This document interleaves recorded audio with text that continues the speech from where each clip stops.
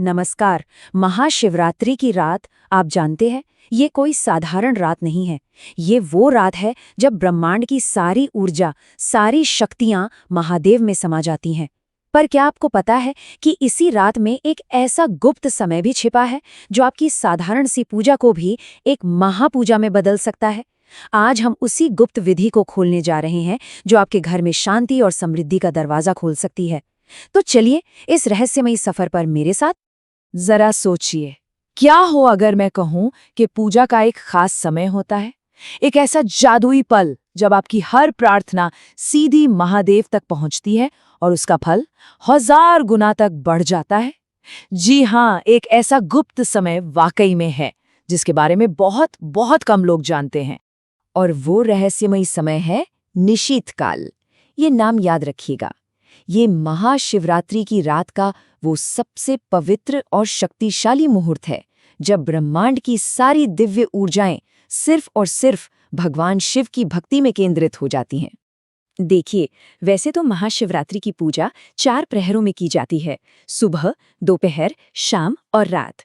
लेकिन हमारे शास्त्र कहते हैं कि इन सब में जो आधी रात का प्रहर है, जिसे निशीथ काल कहते हैं, वही सबसे ज्यादा शक्तिशाली और फलदायी माना गया है। तो ये जो समय है ना, इसे कहीं नोट कर लीजिए या इसका स्क्रीनशॉट ले लीजिए।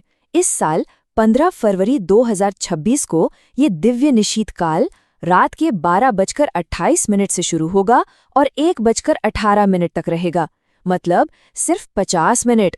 यकीन मानिए, यही वो गोल्डन पीरियड है जब की गई पूजा पूरे साल की पूजा के बराबर फल दे सकती है। चलिए अब उन खास चीजों की बात करते हैं जो इस पूजा के लिए जरूरी हैं, और इन्हें सिर्फ सामान मत समझिएगा, ये महादेव से जुड़ने के पवित्र साधन हैं। तो पूजा के लिए आपको चाहिए होगा एक शिवलिंग, पंचामृत, भस्म, चंदन, बेलपत्र, सफेद फूल, गंगा जल और हाँ, माँ पार्वती के लिए सौभाग्य अलंकार। अब देखिए, हर परिवार और क्षेत्र की अपनी परंपराएं होती हैं, तो आप अपनी श्रद्धा के हिसाब से इसमें थोड़ा बदलाव भी कर सकते हैं। तो चलिए अब आते हैं सबसे जरूरी हिस्से पर कि घर पर ही इस शक्तिशाली पूजा को करने की सरल विधि क्या है। बिल्कुल घबराने की जरूरत नहीं है। ये विधि इतनी आसान है कि कोई भी इसे पूरे भक्ति भाव से कर सकता है। किसी भी शुभ काम की शुरुआत गणेश पूजन से होती है, तो एक सुपारी को गणपति जी का स्वरूप मानकर उन्हें जल और पंचामृत से स्नान कराएं।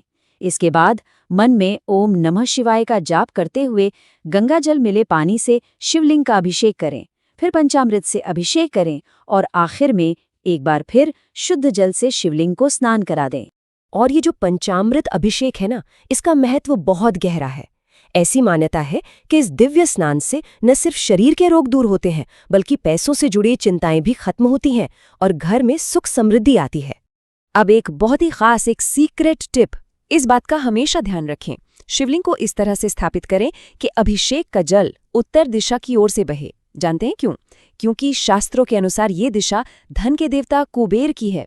ऐसा करने से पूजा का फल कई गुना बढ़ जाता है। एक गलती जो पूजा में अक्सर हो जाती है, उससे बचना बहुत जरूरी है। भगवान शिव को हमेशा भस्म, चंदन, सफेद फूल और बेलपत्र चढ़ाएं, लेकिन भूल कर भी उन्हें हल्दी या कुमकुम अर्पित न करें। वहीं माता पार्वती को चंदन, हल्दी, कुमकुम, लाल फूल और सौभाग्य अलंकार चढ़ाएं। अब भोग या नैवेद्य की बात करें तो गणपति जी को गुड़ और नारियल का मिश्रण बहुत प्रिय है, और भगवान शिव को पंचामृत के साथ 5 तरह के मौसम के फल चढ़ाएं। पूजा के इस पड़ाव पर अब हम प्रकाश और भक्ति के साथ समर्पण की ओर बढ़ रहे हैं। पूजा के अंत में आरती का जो सही क्रम है वो बहुत मायने रखता है। सबसे पहले विघ्नहर्ता गणेश जी की आरती, फिर जगत जननी माँ पार्वती की आरती और उसके बाद महादेव की आरती करें, और अंत में कपूर आरती के साथ इस दिव्य पूजा को पूरा करें। तो अब जब पूजा विधि विधान से पूरी हो गई है, तो समय है महादेव की कृपा और उनके आशीर्वाद को अपने अंदर महसूस करने का। याद रखें, पूरी श्रद्धा और विश्वास के साथ की गई ये सरल सी पूजा आपके जीवन और घर में शांति, अच्छा स्वास्थ्य और ढेर सारी समृद्धि ला सकती है। ये सिर्फ एक पूजा नहीं है, ये अपने जीवन को एक पॉजिटिव ऊर्जा से भरने का मौका है।